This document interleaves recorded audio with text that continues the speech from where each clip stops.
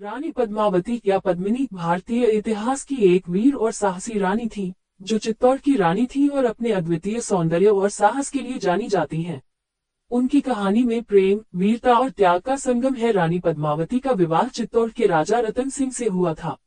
उनकी सुंदरता की ख्याति दूर दूर तक फैली थी और इसी ख्याति ने दिल्ली के सुल्तान अलाउद्दीन खिलजी का ध्यान खींचा।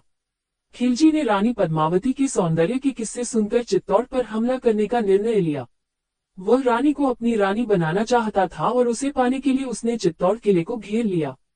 जब राजा रतन सिंह ने खिलजी की मांग ठुकरा दी, तो खिलजी ने छल से राजा रतन सिंह को कैद कर लिया। उसने रानी पद्मावती को एक प्रस्ताव दिया कि यदि वह खिलजी के सामने आत्मसमर्पण कर देंगी, तो वह राजा रतन सिंह को मुक्त कर देगा। लेकिन रानी पद्मावती ने साहस का परिचय देते हुए खिलजी की शर्त को चुनौती के रूप में लिया। रानी पद्मावती ने अपनी सेना के साथ एक रणनीति बनाई। एक गुप्त योजना के तहत रानी ने अपने सेनापतियों को राजा रतन सिंह को बचाने का आदेश दिया। अंततः वह अपने पति को तो बचा लेती है, लेकिन इससे खिलजी और भी ज्यादा क्रोधित हो गया और उसने चित्तौड़ पर भारी हमला किया। जब रानी पद्मावती ने देखा कि वे खिलजी के घेराव में फंस चुकी हैं और अब चित्तौड़ का बचना कठिन है, तो उन्होंने वीरांगना होने का एक और साहसी निर्णय लिया। रानी पद्मावती ने जौहर अग्नि में आत्मसमर्पण का निर्णय लिया, जिससे उनकी और चित्तौड़ की अस्मिता पर आंच न आए।